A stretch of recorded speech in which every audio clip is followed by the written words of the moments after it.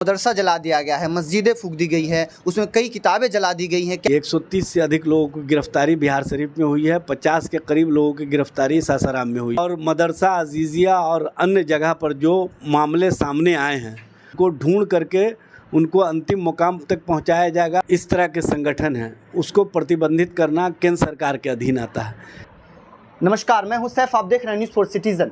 बिहार के दो जिलों में जो दंगा हुआ है, सासाराम और बिहार शरीफ, इन तमाम चीज़ों पर हमसे बात करने के लिए एजाज साहब हैं जो कि राष्ट्रीय जनता दल के प्रवक्ता हैं। हम तमाम चीज़ों पर बात करेंगे और जानने की कोशिश करेंगे कि जो दंगा भड़का है तो उसमें कितने लोगों की गिरफ्तारी हुई है, अब तक कितने लोग जो दंगा भड़का हैं उनकी अब तक क्या उस पर सुनवाई की गई, इन तमाम चीज़ों पर बात। तो कहीं ना कहीं दो जिलों में बिहार के जो ऐसी घटनाएं घटी है उससे कितना समाज पर असर पड़ा है?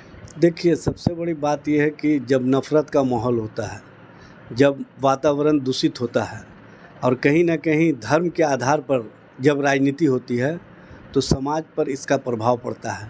एजाज साहब, मदरसा जला दिया गया है, मस्जिदें फूंक दी गई है, उसमें कई किताबें जला दी गई हैं, क्या कर रहा है बिहार सरकार? देखिए, बिहार सरकार के स्तर से कार्रवाई हो रही है। 130 से अधिक लोगों की गिरफ्तारी बिहार शरीफ में हुई है। 50 के करीब लोगों की गिरफ्तारी सासाराम में हुई है और मदरसा अजीजिया और अन्य जगह पर जो मामले सामने आए हैं उनको राज्य सरकार देख रही है। राज्य सरकार का स्पष्ट मत है कि जो भी इस तरह के कार्यों में लिप्त हैं उनको चाहे पताल में क्यों नहीं हो, उनको ढूंढ करके उनको अंतिम मुकाम तक पहुंचाया जाएगा। चूँकि बिहार में उन्माद और उन्मादी राजनीति करने वालों को ना पहले स्थान मिला है ना आगे स्थान मिल सकता है। एजाज साहब, कहीं ना कहीं समाज के लिए ये बहुत ही बड़ा दुखद है क्योंकि समाज के जो तबके हैं और मुस्लिम हिंदू जो एक बहुत बड़ा तबका है बिहार में और पूरे भारत में, कहीं ना कहीं ये देखा गया है कि उस पर मस्जिद में, मदरसे में चढ़ करके झंडा फहराया गया है बजरंग दल का। देखिए, जो भी मामले सामने आए हैं सारे मामलों पर सरकार की निगाह है और स्पष्ट रूप से सरकार सारे मामलों को देख रही है, दिखवा रही है और इस मामले में जो भी लिप्त हैं सबका CCTV फुटेज आ गया है और वीडियो रिकॉर्डिंग जहां से भी उपलब्ध हो रहा है। बल्कि आम जनों से सरकार के स्तर से भी अपील की जा रही है, प्रशासन के स्तर से भी अपील की जा रही है कि अगर किन्हीं के पास कोई वीडियो फुटेज है, किन्हीं के पास कोई एविडेंस है तो वो उपलब्ध कराएं। सरकार उन तक पहुंचने का काम करेगी जो इस तरह का कुकृत्य किए हैं।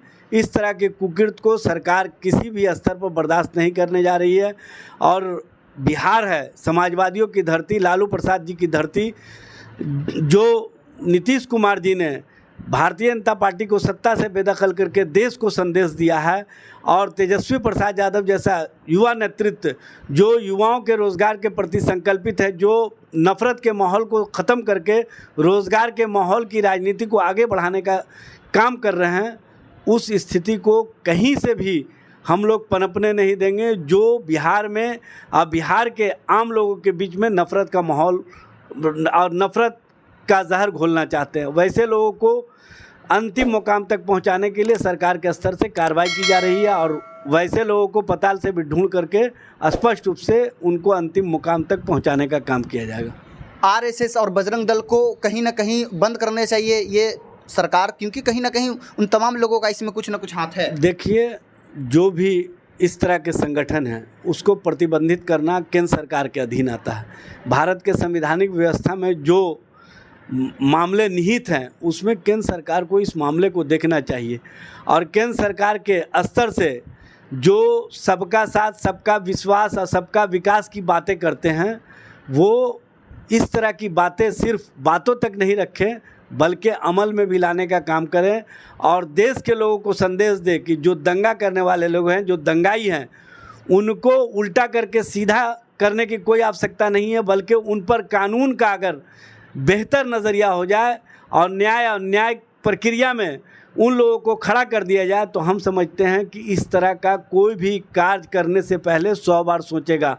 चूँकि दंगा करने वाले ना तो इंसान के दोस्त हो सकते हैं और ना इंसानियत के दोस्त हो सकते हैं। ऐसे लोग कहीं ना कहीं इंसान और इंसानियत को नुकसान पहुंचाते हैं और ऐसे लोगों को किसी भी स्तर से संरक्षण नहीं दिया जाना चाहिए। ऐसे लोग के संरक्षण देने से उन राजनीतिक पार्टियों को क्षणिक फ़ायदा हो सकता है, लेकिन इससे देश का बड़ा नुकसान होगा, राज्य का बड़ा नुकसान होगा। इसलिए क्षणिक लाभ के लिए जो राजनीतिक लाभ लेने का प्रयास कर रहे हैं उनको 100 बार सोचना चाहिए। देश और देश हित में उन लोगों पर कार्रवाई करनी चाहिए जो नफरत का माहौल खड़ा कर रहे हैं। बजरंग दल आरएसएस की मांग है कि भारत को हिंदू राष्ट्र बनाना जाए।